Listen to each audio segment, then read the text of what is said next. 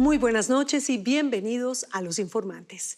Soy María Elvira Arango y aquí estamos como siempre, como todos los domingos, con tres grandes historias. Francia Márquez ya no es la misma que conocimos. Esa mujer que acompañó la campaña representando las voces de las negritudes y las minorías y reivindicando su papel como líder social no es ni la sombra de lo que era. Ya con el sol a sus espaldas, muy frustrada por todo lo que no pudo hacer, por sus diferencias con el gobierno del que nunca se sintió parte, y también con ella, porque acepta que Colombia les quedó grande. Este es el tercer tiempo de la vicepresidenta que no fue. Desde hace 10 meses y por primera vez en la historia, al frente de la Defensoría del Pueblo está una mujer, Iris Marín Ortiz. Se necesita tener el cuero grueso y los nervios bien templados para moverse por Colombia tratando de hacer respetar los derechos humanos, sí, aquí en donde no se respeta ni la vida. Viajar con ella también es azaroso. Cargados con 1000 pajaritos de papel en la maleta y un mensaje de paz, acompañamos el viaje conmovedor de 3 jóvenes de La Guajira, de Boyacá y de Bogotá hasta Hiroshima, en Japón, para poner una cuota colombiana en un monumento que conmemora los 80 años de la bomba atómica que partió la humanidad en dos. Con la esperanza de un mejor futuro, hasta allá llegaron cargados de buenas intenciones. Empecemos. Francia Márquez, la vicepresidenta de Colombia, bajó el tono. Esa mujer confrontadora y provocadora ha moderado no solo su manera de hablar, sus actitudes y su forma de ver la vida. La muerte de Miguel Uribe la estremeció también a ella y se suma a una larguísima lista de frustraciones y de dolores por todo lo que no se hizo. Y porque será ella, con el presidente Petro, la dupla que tendrá que responderle a la historia. La nena Arrázola la visitó en Cali, en donde vive la mayor parte del tiempo, y hablaron desde el famoso vuelo en helicóptero, los regaños de su madre y las peleas en Palacio mientras hace un corte de cuentas. Triste, hay que decirlo, de su gestión. Y cuando ¡fum! Me montan en el helicóptero y ¡pum! Me llevan hasta allá, hasta Dapa, cerquita ahí a la casa en un plan y aterriza ahí. Yo tengo unos perros y 2 perros hasta se asustaron en mi casa. Y claro, la gente entonces empieza a ver un aparato de esos que yo creo que nunca había ido por allá, empieza a aterrizar por allá, empiezan a hacer videos, a grabarme, no sé qué. Esto yo no lo hago por vanidad. Quienes me conocen saben que sufro de vértigo y me monto, o sea, en un avión, no en un helicóptero, y yo estoy ahí cogida a punta de arrancarle el brazo al que está a mi lado. Entonces no soy feliz en eso, no soy feliz, ha sido duro. Duro es el pico, han sido 3 años y 10 días de vértigo tanto para ella, para Francia Márquez, la vicepresidenta de Colombia, como para el país. Un sube y baja de momentos álgidos, de alturas y de velocidades extremas. Y otros donde ella y todos tenemos la sensación de que vamos en caída libre, en picada, pensando que nos vamos a estrellar. Antes de llegar a la vicepresidencia yo no sabía que habían helicópteros, que habían aviones, que el Estado tenía eso, yo no sabía nada de eso. Y tuvo que ir aprendiendo a punta de ese aterrizaje forzoso. A la larga, ella no se asomaba por ese enorme aparataje que es el Estado. Un cascarón recubierto de burocracia, lleno de documentos, unos para cobrar y otros para pagar. A mí me habían puesto unos explosivos en la vía para mi casa. Y el presidente me escribió y me dijo, tienes que andar en helicópteros. Y yo le dije, presidente, pero eso no es muy riesgoso. Me dijo, tienes que usar las herramientas del Estado. Y eso era mandarín, chino para ella porque venía de otra cosa que le gustaba, de andar en la calle, en el barrio, en la vereda, defendiendo mujeres y ampliando espacio para los negros, para su comunidad afro. Con eso ganaba premios como el Goldman. Era distinguida en Harvard por la defensa del medio ambiente y hasta estuvo en el top 100 de las mujeres más influyentes en 2019, según la BBC de Londres.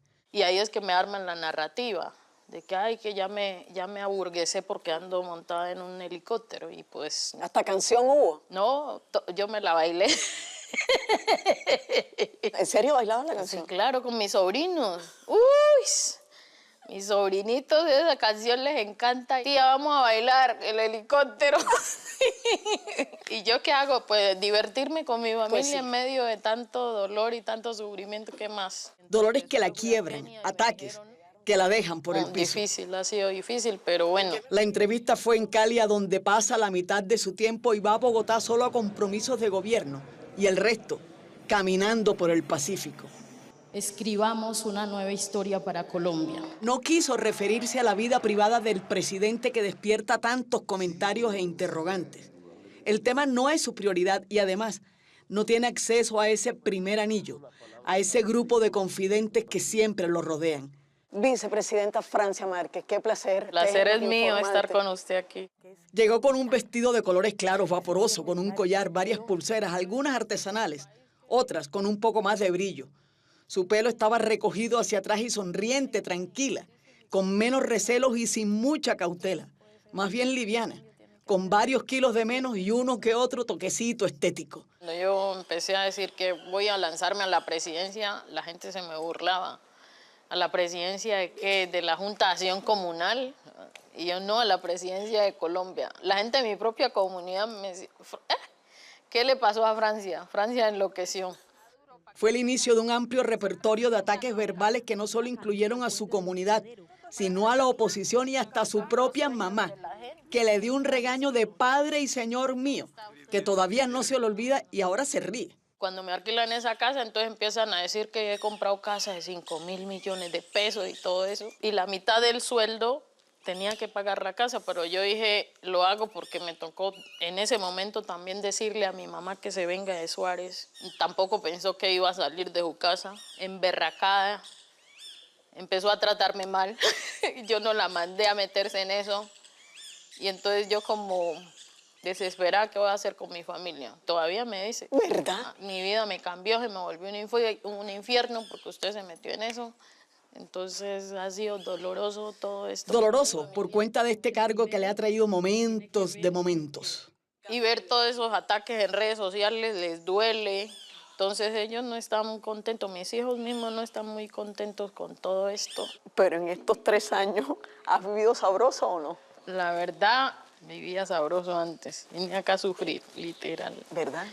Así una paridera muy berraca. Hace 3 años era así, desafiante y hasta un poco engreída y suspicaz. ¿Se van a quedar 4 años? Pues yo como vicepresidenta, claro que sí, pero si mañana hay posibilidades de tener aspiraciones a otros lugares, pues lo seguiría haciendo. Esto es hasta que este país cambie. Los medios de comunicación para ella eran algo así como los malos del paseo.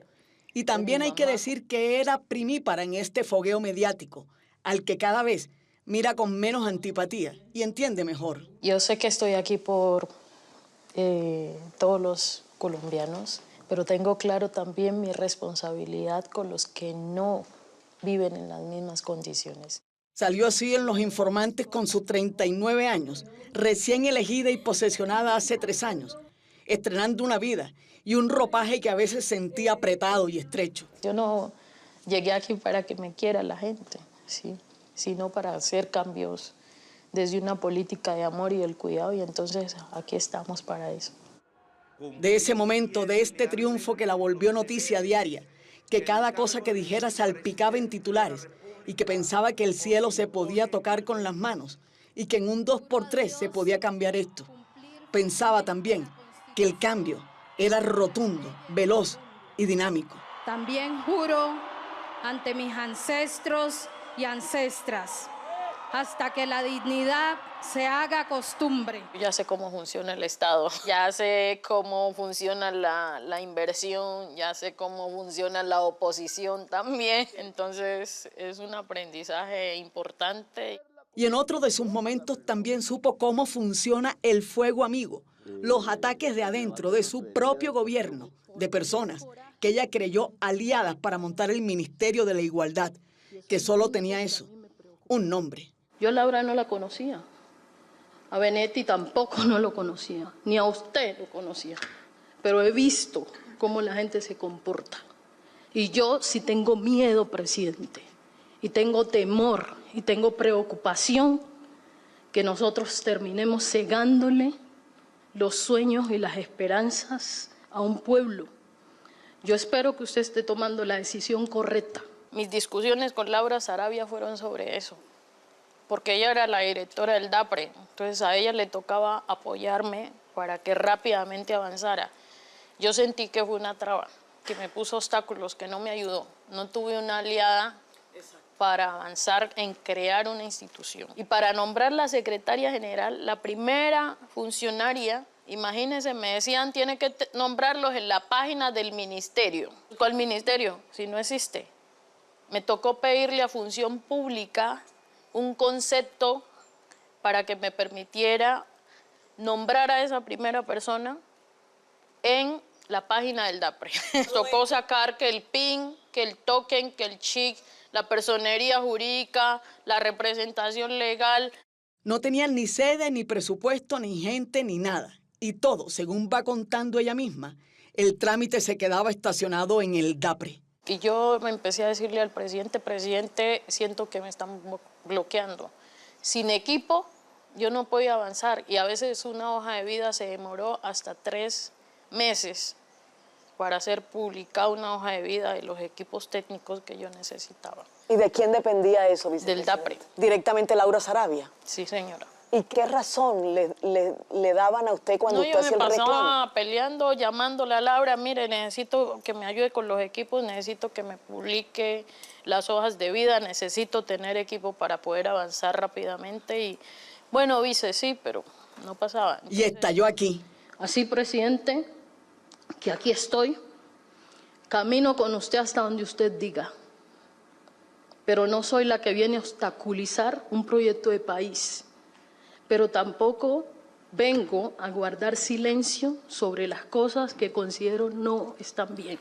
Y de nuevo, estalló acá en Cali el 25 de julio de este año, cuando dijo que quería gritar. Tengo ganas de gritar. Tengo ganas de contar cómo este país nos arrastra en sus narrativas de exclusión, nos asfixia en sus desconfianzas y luego nos culpa por no respirar. Que estaba aburrida de que la usaran solo para la foto. Se nos quiere en la foto, pero no en la toma de decisiones.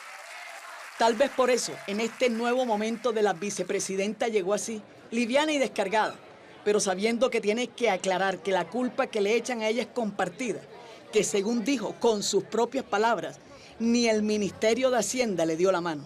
Cuando presentamos el proyecto en el Congreso, con mensaje de urgencia por parte del presidente, el ministro de Hacienda en su momento no presentó o presentó un concepto de viabilidad fiscal ambiguo. Y eso hizo que la oposición lo usara para demandar al ministerio. Y por eso es que estamos ahora en esta situación de que la Corte Constitucional dijo que se violó ese principio de planeación y que se tiene que presentar nuevamente al Congreso el proyecto. Uno podría interpretarlo como una emboscada palaciega, quién sabe. Es que los ataques de adentro se sufren mucho más que los de afuera. Y en ese sentido, de pronto, por eso le cayó tan mal esta frase del presidente. Y a mí nadie que sea negro me va a decir que hay que excluir a un actor porno que creó el sindicato de trabajadores sexuales. Para mí, que he vivido el racismo y que sé lo que significa el racismo, pues fue doloroso, habiéndolo acompañado a movilizar a la población afro. Como siempre ocurre con este tipo de altos funcionarios del Estado, las agendas para las entrevistas son muy ajustadas y el tiempo se cumple a rajatabla. No ve, eso sí, la hora de entregar este cargo, que terminó amplificando su voz, pero también la llenó de incertidumbres, aunque haya hecho escuelas y puestos de salud en su entrañable Pacífico. ¿Te gustaría la reelección? Bueno, Pues una opción. yo soy una abogada, respeto la Constitución política y nuestra Constitución. Es una opción que está en el ambiente. Sí, pero tenemos que hablar sobre realidad. Y la realidad es que la Constitución política no permite la reelección. Así que fuimos elegidos por 4 años y nos toca es cumplir y avanzar lo más que podamos para en estos 4 años hacer lo más que podamos. Sembrar las semillas, abrir caminos, que es lo que desde mi punto de vista hemos estado haciendo. De su futuro no habla, pero sí de su presente agobiado por las imposibilidades de un papeleo abrumador. Yo siento que hay frustración, creo que hay mucha burocracia institucional, pero uno no puede pasarse esos pasos porque así está hecho este sistema. Un sistema que no pudo cambiar y que fue entendiendo que hay malquerencias de todos lados, pero también seguramente recogió cariño. No pierdo la esperanza de que este país pueda vivir sabroso, en paz. Su familia sufriendo, eso sí, contando los días. Sus hermanas ni siquiera revelan mucho su parentesco. Yo tengo que decirle que yo tengo hermanas que trabajan en casas de familia y las tratan mal. Y ellas les ha tocado negarse y decir, no, yo no la conozco. Para resguardarse y para cuidarse, pero ha sido doloroso para mi familia esto. Sus hermanos van de vez en cuando a las minas a sacar oro, mucho o poquito, y con eso se mantienen, dice ella, que vive rodeada por un dispositivo enorme y que ya quiere zafarse de tanto rigor y también salir del país por un tiempo y regresar. Todavía no sabe bien a qué. Tiene 43 años, 2 hijos, 2 nietos y su marido Rafael Pinillos, que anda siempre rondando sus pasos. Se podría decir que Francia no es ni sombra de la que entró, pero no. Sigue retadora y con ese mismo ímpetu. Pero se nota que va de salida, está contenta y se ríe más, aunque las críticas no le resbalan. Y se lamenta de esa distancia que hoy tiene con el gobierno, con esta misma gente, con la que se subió a la tarima hace 3 años. Tiene claro que la provocación viene de todos lados y se molesta, porque no logró bajar el tono a la discusión en Colombia. El miércoles pasado, en las exequias de Miguel Uribe, nadie del gobierno asistió por petición de la familia del senador. Eso, claramente, no hace parte de ese catálogo de vivir sabroso. Y estamos a años luz de volver la dignidad una costumbre. Y aquí seguimos firmes hasta que la dignidad se haga costumbre.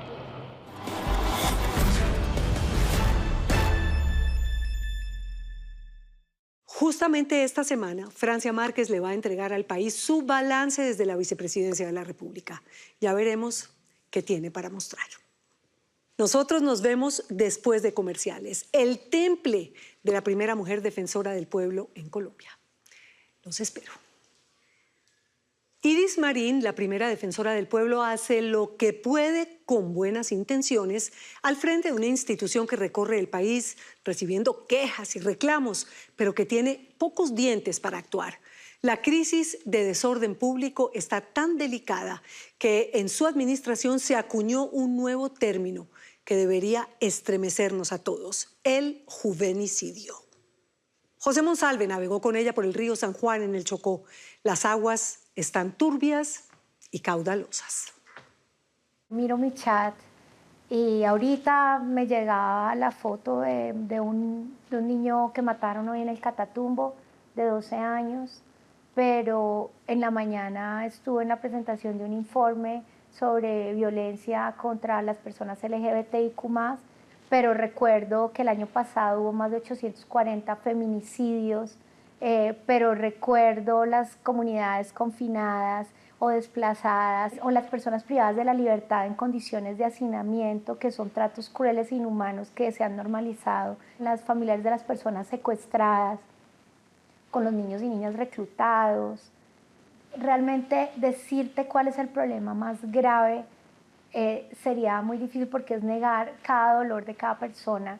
La galería de barbaridades, las tragedias que debe atender la defensora del pueblo a lo largo y ancho de este valle de lágrimas son tantas y de tal dimensión que no se sabe cuál es peor. ¿La guerra, el conflicto se está agravando? Sí, me gustaría decir que no, pero sí. Nosotros vemos muchas dificultades en ciertos territorios, en el Bajo Cauca, en el sur de Bolívar, en el Magdalena Medio, en el Catatumbo, obviamente, en Arauca, en Cauca, en Putumayo. Ayer estuvimos en Bajo Calima. Hay zonas del territorio, no puedo generalizar, hay algunas zonas del territorio donde no hay control territorial del Estado y la gente está completamente sola y abandonada en medio de una violencia extrema. La misión de la Defensoría del Pueblo es proteger y promocionar los derechos humanos, una labor particularmente cuesta arriba cuando se trata de hacer eso en un país llamado Colombia. La alerta temprana, como indica su nombre, es un diagnóstico con unas recomendaciones para evitar que riesgos que ya vemos que vienen en camino no se concreten. Nos piden que volvamos las recomendaciones de las alertas tempranas obligatorias. Que se atiendan por obligación. Que sean obligatorias. Esto es increíble. La Defensoría del Pueblo fue creada con la Constitución de 1991 y en 34 años de existencia apenas es la primera vez que una mujer asume la jefatura. Y queremos que le haga una protección a ella, que es nuestra primera mujer en Colombia defensora del pueblo. Es un cargo precioso, de mucho servicio a la gente que sufre violencia y violaciones de derechos humanos, no solo por la guerra y el conflicto armado, sino por muchas injusticias en el país, derecho a la salud, por ejemplo. Entonces sí es un lugar de enorme honra y de enorme responsabilidad. Su nombre es Iris Marín Ortiz. Es una bogotana, abogada de la Universidad del Rosario. Hizo escuela en la Comisión Colombiana de Juristas, luego trabajó en la Unidad de Víctimas en ONU Mujeres y fue magistrada auxiliar de la Corte Constitucional. Yo siento que al ocupar este lugar de ser la primera defensora del pueblo, es como que si estuviera representando a muchas mujeres. Yo les digo a las mujeres en las regiones, en muchas partes, en la defensoría, les digo, o sea, el país está lleno de defensoras del pueblo.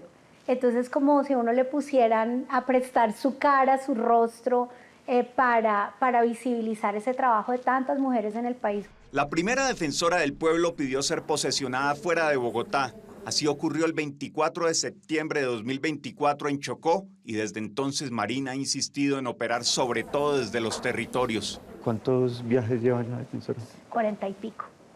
43 creo, 42 o 43 me dijeron ayer. 40 y pico brigadas en los territorios del país y contando. A la fecha ya va por más de 50. La fría y distante Bogotá. Quiero decir que amo Bogotá y soy bogotana. Ajá. Pero somos muy lejanos a nuestro país, entonces es como otro mundo. Acompañamos a la defensora a uno de esos viajes a la Colombia remota. Iniciamos volando desde Bogotá a Quibdó. Está la gobernadora y el alcalde que ya ven. En la capital de Chocó se reunió primero con líderes sociales que dieron cuenta de un panorama simplemente escalofriante. 2020 a 2025, por lo menos la Comisión Vida, Justicia y Paz ha documentado con nombre y rostro 600 personas asesinadas en Quibdó. Frente a los temas LGBTIQ+, que hoy en el Chocó están retrocediendo. Y el conflicto armado está atacando a las personas LGBTIQ+. Que tengo un hijo que me da miedo mandar al centro a comprar porque no sabemos en qué balacera caiga y mate a mi hijo. Y ese reclutamiento hoy nos tiene a todos nosotros con nuestras escuelas vacías, nuestros centros educativos vacíos, con docentes con 2 niños. Pero aquí estamos y aquí vamos a seguir trabajando de la mano de ustedes. Después, la defensora se reunió en privado con el alcalde de Quibdó y la gobernadora del departamento para transmitirles los ruegos de la comunidad. Y bien temprano salimos por tierra hacia Ismina. Este pueblo a orillas del río San Juan puede ser algo así como la capital de la minería ilegal. Ni el tiempo ni el desarrollo se han asomado por acá. Ismina parece una población de hace 2 siglos. Vamos a ir aquí por el río San Juan, vamos a visitar unas comunidades que han estado afectadas por paros armados. Es una zona de presencia del Clan del Golfo que se está disputando el territorio con el ELN. Así es, nos embarcamos en un recorrido de poco más de 2 horas hacia el medio San Juan. El ingreso aquí es un ingreso reducido. Ayer lo veíamos en las organizaciones que decían que hay zonas donde solo ingresa la Defensoría del Pueblo y la Iglesia Católica. A donde vamos es una de esas zonas. Son comunidades que además de pronto vamos a encontrar que no vayan a hablar tan abiertamente de las situaciones, porque hay mucho miedo, hay mucho control territorial. Lo de que la movilidad por acá es muy complicada nos lo dejó bien claro el defensor regional. Las actividades de control social de los grupos armados ilegales en esta zona incluyen la prohibición total del uso de dispositivos electrónicos en el espectro fluvial, inclusive celulares. Incluye también la revisión de esos equipos y los controles que ellos hacen a lo largo del río. Entonces es una prohibición que puede costar incluso la vida. O sea, nada de celulares, cámaras. Y tomar registros, fotos, nada de eso. Hay un caso de un médico que estaba haciendo su rural en el municipio de Litoral de San Juan y venía tomando fotos del paisaje. A ese médico lo desaparecieron, su Así que tuvimos que guardar los equipos un buen rato. Efectivamente, más adelante, hombres del Clan del Golfo ordenaron orillar las lanchas y solo pudimos continuar luego de que verificaron que no llevábamos medicamentos para los helenos. ¿Y hasta qué hora la gente puede circular por el río? Cada vez hay menos posibilidades de circular. Ahora se dice que hasta las 5 de la tarde, pero en otras zonas del departamento, como en Bojayá, es hasta las 3 de la tarde.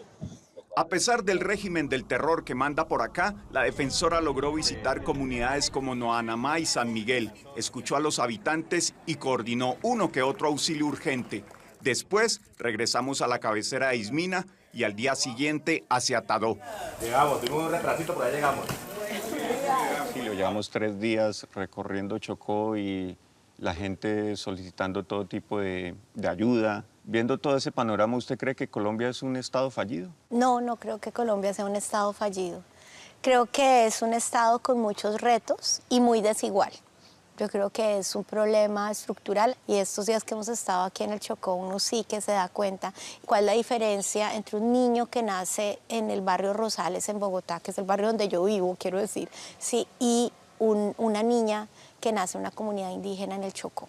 Y marca completamente la diferencia porque tienen oportunidades completamente distintas. Tenemos una constitución maravillosa que no llega a todos los territorios. Defensora, y restricciones en la movilidad como el retén de ayer del Clan del Golfo en el río San Juan es además el día a día para las comunidades, ¿no? Sí, en muchos departamentos del país vemos restricciones a la movilidad, confinamientos, restricciones de horarios de la movilidad. Estuve recientemente en el Guaviare y en el Guaviare pues es evidente que hay esas restricciones inclusive para los alcaldes. La defensora siente indignación cuando a falta de autoridad pública, los que deciden quién puede entrar y quién no a ciertas zonas son los grupos ilegales.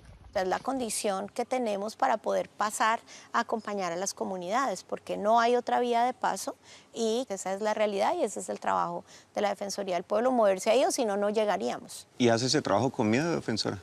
Sí me doy campo de evaluar las consecuencias, ¿sí? Es decir, uno sí tiene que evaluar muy bien qué viene después de pasarme por un retén, qué viene después de hacer una declaración y uno asumir el riesgo y evaluarlo muy bien y ver la mejor manera de hacerlo.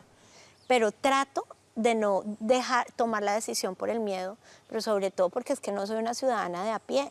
Claro. Porque si uno es una ciudadana de a pie, uno dice, ay, no, mejor no voy por allá porque eso qué peligro.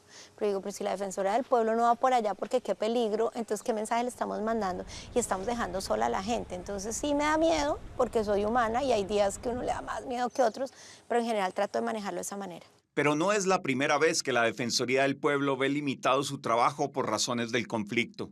En Cumbitana, Nariño, nos cerraron el ingreso desde el año pasado cuando asesinaron al personero, las disidencias, pero recientemente pudimos entrar y hemos abierto canales humanitarios. La situación es tal que se ha acuñado un nuevo término, pavoroso por cierto, juvenicidios. El juvenicidio es toda esta amenaza y este riesgo en que están los jóvenes que llevan a homicidios y a desapariciones forzadas en algunas zonas del país. Están sacando a sus hijos e hijas desde los 10 o 12 años de sus comunidades, porque saben que si se quedan ahí van a tener, es decir, va a haber un reclutamiento o van a tener unos riesgos. Y aunque parezca imposible, hay un fenómeno aún más triste que el llamado juvenicidio. Los suicidios de menores de edad que también ha venido subiendo, pero nosotros hemos venido trabajando hicimos una delegada nueva, que es la delegada del Buen Futuro de las Juventudes. Ajá. Y la idea es fortalecer el trabajo de la Defensoría del Pueblo a través de acompañamiento psicosocial y también el apoyo a iniciativas culturales, deportivas, artísticas, de movimientos y procesos de jóvenes. Pero no todo es desesperanza, la defensora es una madre más que dichosa. Ay, sí, yo tengo un hijo divino que tiene 20 años. Acaba de quedar campeona con el Expreso Rojo. Su estado civil es ennoviada y no se deja sacar la piedra fácilmente. ¿Qué me enoja? Ay, Dios mío santo. No, yo creo que le pregunten a mi equipo, no sé. Me gusta bailar, voy a un estudio, claro que cada vez menos, voy a un estudio de baile de música caribeña, barranquillero. ¿Y es verdad que le gusta la champeta? Pero bailo mal, pero mal, pero sí me gusta. Y si se le pregunta si a todos los colombianos se les han violado los derechos humanos de alguna forma, responde sin rodeos. Sí, yo creo que en Colombia tenemos una cultura de violación de derechos humanos más bien generalizada, donde, reitero, para unas personas y unas comunidades la violación de derechos es mucho más grave que para otras. Justamente por eso cree que sí hay algo que une y configura a este país, la desventura, el desgarro. Cuando fue el acuerdo final de paz y todo 2016. este tema del plebiscito y que ganó el no, yo me preguntaba qué nos une y yo pensaba, nos une el dolor. Yo creo que eso es algo extendido, creo que toda Colombia ha sufrido, todas las personas. Marín se define como feminista, lo dice con orgullo y aclara que no es radical. Nosotros no queremos ser la gran mujer detrás del gran hombre, pero tampoco queremos que haya un gran hombre detrás de nosotras. Nosotros queremos que caminemos uno al lado del otro. Eso es mi feminismo. Por eso le incomodó tanto la expresión del presidente Petro de muñecas de la mafia justamente en su posesión. Sí, muy desafortunado, muy estigmatizante decir que las periodistas son muñecas de la mafia. Muñecas, además solo instrumentos. Es la lucha de las mujeres por nuestra autonomía, porque nos crean que tenemos una visión propia, una posición propia y que no estamos siempre trabajando para alguien más que nos instrumentaliza. A pesar del panorama con el que lidia, abriga algo de optimismo y cree que el trabajo de la Defensoría contribuye a que las cosas mejoren en alguna medida. El derecho a la vida es mucho más que el derecho a no estar muerto. Entonces es el derecho a la vida digna, ¿sí? Es decir, no solo poder respirar y de alguna manera, sino tener el derecho a la alimentación, a la salud, a la recreación, a la felicidad, a los sueños. En Colombia todos los grupos armados reclutan, lo que pasa es que lo hacen con diferentes modalidades. El que más reportes recibimos es de las disidencias de Mordisco, pero en segundo lugar del resto de las disidencias, pero también está el Clan del Golfo y también está el ELN. Por eso una de sus banderas desde el primer día es actuar allá donde el Estado no asoma. La capital de la Defensoría del Pueblo son los territorios, son sus 42 regionales. Y por eso trato de viajar, si no todas las semanas, cada 15 días, y pasar casi más tiempo en las regiones que en Bogotá. Pero no es que crea que en Bogotá las cosas van viento en popa. Hace 30 años no teníamos un atentado, un aspirante a la presidencia de la República, entonces son hechos de alarma. El gran problema es que la alarma suena por igual en los campos y en las ciudades, incluso en las fronteras, ni se diga en Chocó. Triste y muy preocupada, sí, porque la gente está muy sola y no hay presencia institucional. Tristeza y preocupación, ese es el sentir de la defensora del pueblo luego de recorrer los territorios más abandonados del país. Nadie se lo contó. Le consta de primera mano que la situación es más que crítica.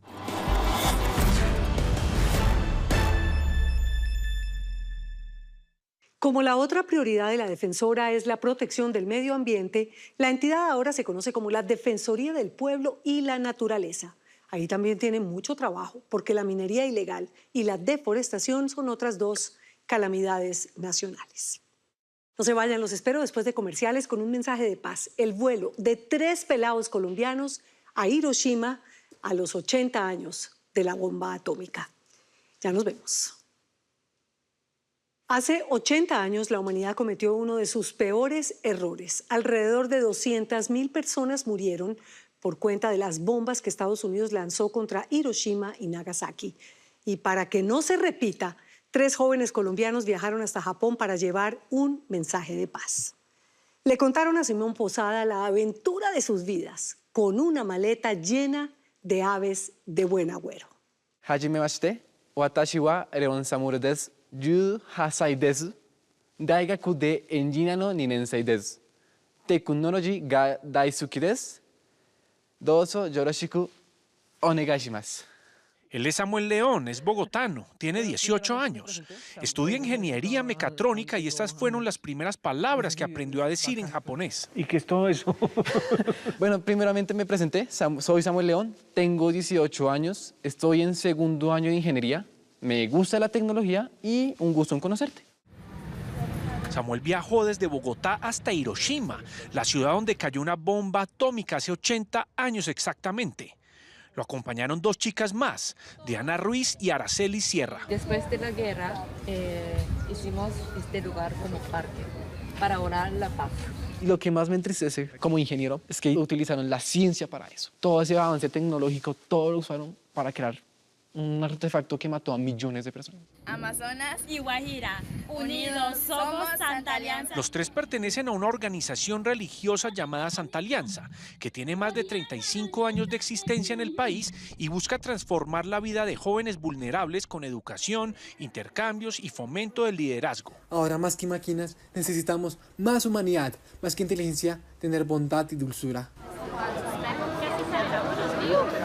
El viaje fue un premio que recibieron gracias a su trabajo comunitario, dado directamente por la empresa de automóviles Mazda, que fue fundada en Hiroshima 25 años antes de la bomba. De acá de Hiroshima me llevaría la resiliencia. Ellos dijeron, vamos, hagámosle, reconstruyamos la ciudad. Entonces esa experiencia de la resiliencia que tienen acá en Japón y en Hiroshima es algo que realmente me impacta y que realmente quiero aplicar en mi día a día. El señor está muy hermoso. El de La Plata. Los jóvenes volaron casi un día y medio hasta Japón, en el viaje más largo de sus vidas. Yo lloré, porque pues, fue una emoción muy grande, porque es un sueño cumplido, porque es muy lejos, literalmente. Y en sus maletas iban cargados con grullas de origami, unas aves hechas en papel en honor a este bello animal que simboliza la buena fortuna en la cultura japonesa. Las grullas se convirtieron en un símbolo de paz, se convirtieron en un faro de luz para acá en Japón seguir impartiendo esa filosofía de paz.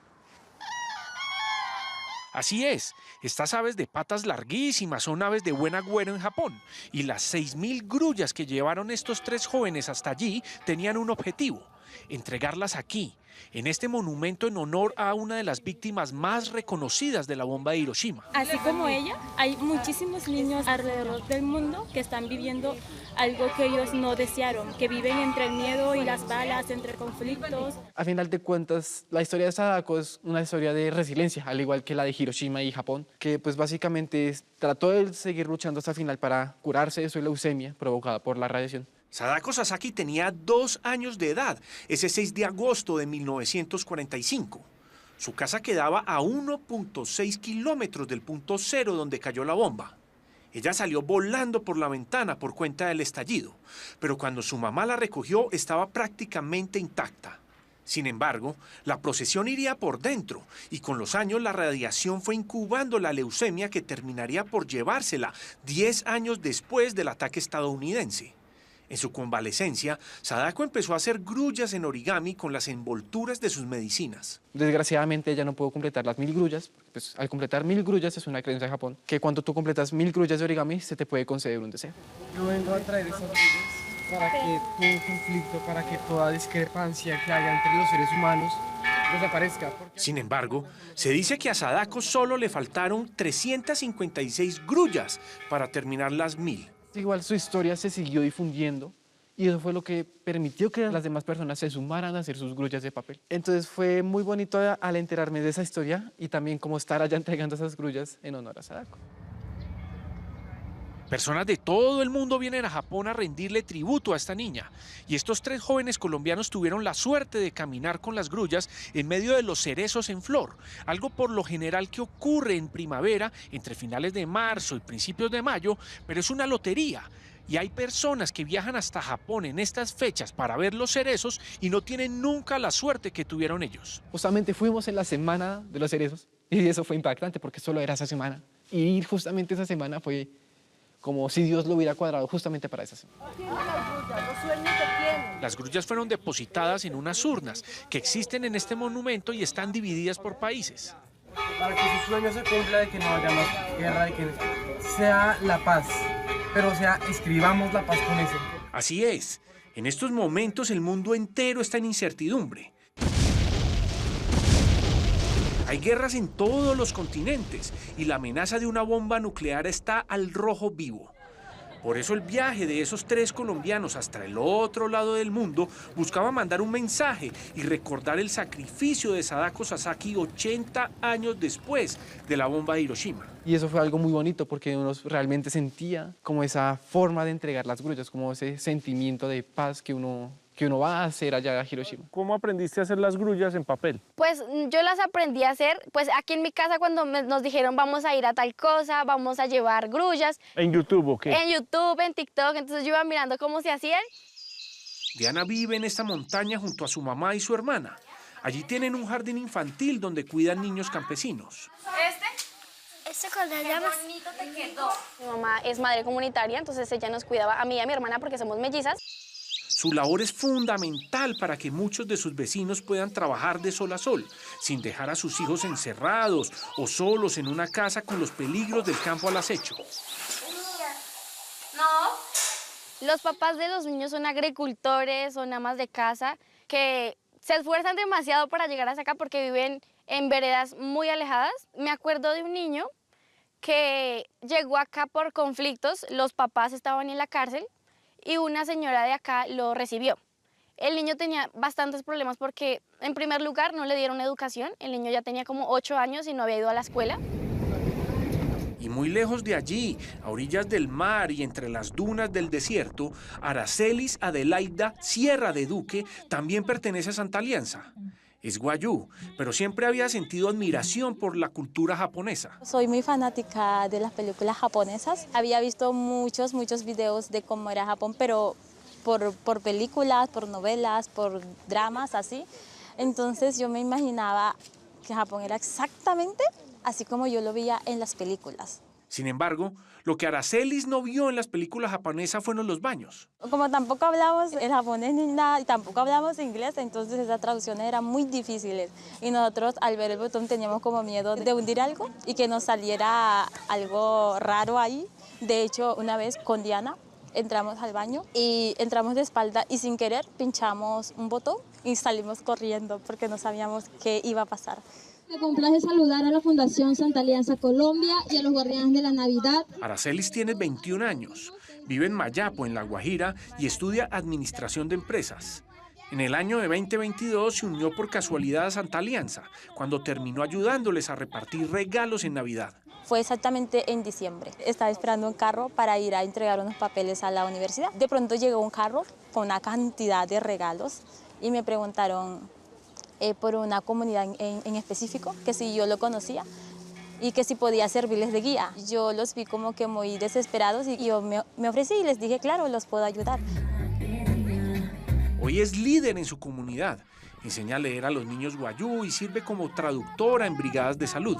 La comunidad guayú es muy difícil de tratar, porque los papás pensaban que a través de sus fotos, a través de sus videos, yo obtendría como que un ingreso o algo. Entonces era muy difícil convencerlos de que no era así. Son niños que no saben escribir ni leer y tienen ya hasta 10 años, 7 años. Y yo he contado con ese apoyo de la fundación, con los útiles escolares, cosas así. Yo siento que he marcado tanto en la vida de los jóvenes que a veces se me acercan y me dicen que quieren vivir las mismas experiencias que yo vivo, que quieren viajar, que quieren... Entonces es como que brindar o poner como que ellos quieran salir adelante, que anhelen estudiar y que anhelen superarse para poder vivir nuevas experiencias.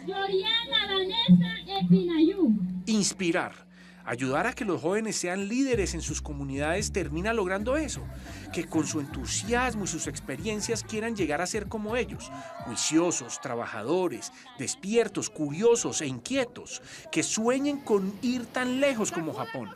Bueno, yo alcancé a ver el Monte Fuji en el tren bala, en el Shinkansen. O sea, tú ibas por la ventana del Shinkansen y era todo plano. Y de un momento a otro, el tremendo pico que es el Monte Fuji. Y pues realmente se veía como flotando, por así decirlo, porque había una parte de la base que estaba cubierta con nube. Yo como que me mareaba de que pasaba tan rápido. Entonces pues yo dormía pues a ratos porque yo decía, pues esto va muy rápido. Fue un viaje inspirador. Visitaron a Hachiko, el perrito leyenda que se quedó esperando por siempre a su amo en una estación de metro. Caminaron por la emblemática Shibuya, la zona más fotografiada de Tokio, y por ahí cerca lucharon con los palitos tratando de comer. También conocieron el Museo de la Bomba de Hiroshima. Me impactó mucho las frases que los niños les decían a los papás como papá, ayúdame, papá, me quema, o cosas así, y las prendas de los niños que estaban en vitrinas y así, y los juguetes de los niños. Este carro está cumpliendo... Y, por supuesto, también visitaron la fábrica de Mazda y su museo. Si no, yo aprovecho y me voy. Esta compañía de vehículos fue fundamental para salvar vidas después de la tragedia. Distribuyeron medicinas y su planta funcionó como centro de operaciones y hospital de campaña. Este famoso vehículo de 3 ruedas que los jóvenes pudieron ver en el Museo de la Compañía fue fundamental para la reconstrucción de la ciudad. Nos vemos en Colombia, mejor dicho. Allí aprovecharon y se montaron en el carro de sus sueños. ¡Qué locura! ¿Qué aprendiste en Japón que le puede servir a tu vereda y al municipio y a Colombia? Yo creo que la resiliencia, porque a pesar de que la bomba cayó allá y afectó a muchas personas, pudieron reconstruirse, por decirlo de alguna manera, y ellos se dieron cuenta que también cometieron un error, aceptaron su error y volvieron a construir un nuevo mundo, un nuevo comienzo para ellos. Ella es Sandra Dufay González, una de las fundadoras de Santa Alianza. ¿Cómo se sienten? ¿Cómo hicieron para volver a renacer, no? Nosotros estamos llenos de cosas en el corazón, ¿cierto? Me mataron a tal y yo voy y le mato a tal. Que por eso no hemos podido hacer la paz. Ella también viajó a Japón junto a Amanda González, una ingeniera que está en la fundación desde los 19 años. Y hasta allí, hasta Japón, llevaron un mensaje muy particular sobre la paz, que según ellas se debe escribir con S y no con la letra Z. Escribamos la paz con S de sociedad, de sonrisa, de sabiduría. Nos pusimos a hacer un estudio y decidimos que ahora en Santa Alianza y en el movimiento mundial que está trabajando la reestructuración mental de niñez, adolescencia y juventud, vamos a escribir una nueva historia escribiendo la paz con S. ¿Ese por qué? S de sociedad, de sonrisa, de sabiduría, de sapiencia, todo lo bueno que pueda haber por S. La paz con S es el tema de reestructuración mental en los jóvenes y pues también en las comunidades de Colombia. Porque realmente la paz, como normalmente la escribimos, ya se convirtió en un sinónimo de guerra. Entonces no hay paz sin guerra, no hay guerra sin paz. Entonces la paz ya se convierte en la calma antes de la tormenta. Entonces la paz con ese, que la que queremos escribir nuevamente, es como no solamente esa tranquilidad, sino que queremos ir más allá. Así es, la paz y su búsqueda en Colombia se ha convertido en una bandera política de uno y de otro bando. Allá están los que buscan la guerra, allá están los que buscan la paz. El sentido con ese no es porque sí, sino que queremos escribirla ese con ser humano, sensibilidad, de sentir, de sociedad, que es más que todo lo que necesitamos, para que pues, podamos seguir cambiando la mentalidad de nuestros jóvenes. Y es así como desde Hiroshima, 80 años después de una de las grandes tragedias provocadas por el mismo hombre y la ciencia, estos jóvenes crean una nueva paz, que empieza por algo tan sencillo como cambiar la letra Z por la S para llamar la atención. Una paz con S, que busca que no nos dividamos más.